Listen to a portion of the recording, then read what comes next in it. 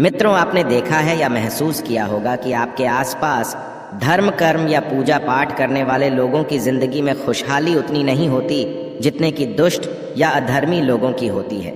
और यह सर देखकर आपके मन में भी कभी ना कभी यह सवाल जरूर उठा होगा कि आखिर अच्छे लोगों के साथ बुरा क्यों होता है। परंतु आज के अधिकतर इंसानों इस रहस्य के बारे में नहीं जानते, जिसका सबसे बड़ा कारण है कि धर्म ग्रंथों को लिखे सही से पढ़ते नहीं या फिर उन पर लिखी हुई बातों पर वे विश्वास नहीं करते। आज की इस वीडियो में हम जानेंगे कि अच्छे लोगों के साथ बुरा क्यों होता है, जिसका वर्णन भगवान श्री कृष्ण भगवद गीता में विस्तार से किया हुआ है। हिंदू धर्म ग्रंथों में भागवत गीता एक ऐसा धर्म ग्रंथ है जिनमें मनुष्य के मन में उठने वाले हर प्रश्न का उत्तर इस ग्रंथ में आपको मिल जाएगा। भगवत गीता में वर्णित कथा के अनुसार अर्जुन के मन में जब भी कोई दुविधा उत्पन्न होती थी, वो उसके समाधान के लिए भगवान श्री कृष्ण के पास पहुंच जाते थे। एक दिन की बात है, अर्जुन भगवान श्री कृष्ण के पास आए और बोले, हे वासुदेव, मुझे एक दुविधा ने घेर रखा है और इसका समाधान आप ही बता सकते हैं। तब श्री कृष्ण ने अर्जुन से कहा कि हे धनंजय, अपने मन की दुविधा विस्तार से बताओ, तब मैं उसका हल बताऊंगा। तब अर्जुन बोले, नारायण, कृपया करके मुझे यह बताइए कि अच्छे लोगों के साथ बुरा ही क्यों होता है, जबकि बुरे लोग हमेशा खुशहाल दिखते हैं। अर्जुन के मुख से ऐसी बातें सुनकर श्री कृष्ण जी मुस्कुराते हुए बोले, हे पार्थ, मनुष्य जैसा देखता है या फिर महसूस करता है, वास्तव में वैसा कुछ नहीं होता, बल्कि अज्ञानतावश वे सच्चाई को समझ नहीं पाता। श्री कृष्ण की यह बातें सुनकर अर्जुन हैरान हो गए और बोले, हे नारायण, आप क्या कहना चाहते हैं, मेरी समझ में नहीं आया। अब श्री कृष्ण बोले, अब मैं तुम्हें एक कथा सुनाता हूं, जिसे जानने के बाद तुम समझ जाओ कि हर एक प्राणी के उसके कर्म के अनुसार ही फल मिलता है।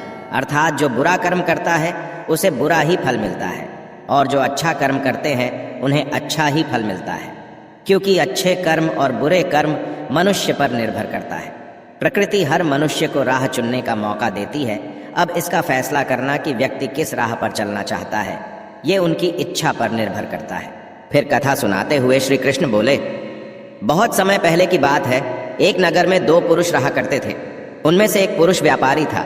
उनके लिए अपने जीवन में धर्म और नीति के बहुत महत्वता थी, और वह पूजा पाठ और भगवान की भक्ति में बहुत विश्वास करता था। चाहे कुछ भी हो जाए, वह मंदिर जाना नहीं भूलता था, और ना ही दान धर्म आदि किसी भी प्रकार की कर्म में कोई कमी करता था। वहीं दूसरी ओर उस नगर का दूसरा पुरुष पहले पुरुष से कर्म उनके बिल्कुल विपरीत था।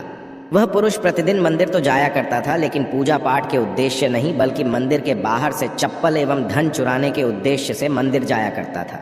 उसे दान धर्म नीति आदि किसी से कुछ लेना देना नहीं था। इसी तरह समय बीतता गया, और एक दिन उस नगर में जोर से बारिश हुई, जिसकी वजह से उस दिन नगर के मंदिर में पंडित के अलावा और कोई नहीं था। यह बात जब दूसरे पुरुष को पता चली, तो उसके मन में ख्याल आया कि अभी सही मौका है मंदिर के धन को चोरी करने के लिए, और वह बारिश में ही मंदिर पहुंच गया।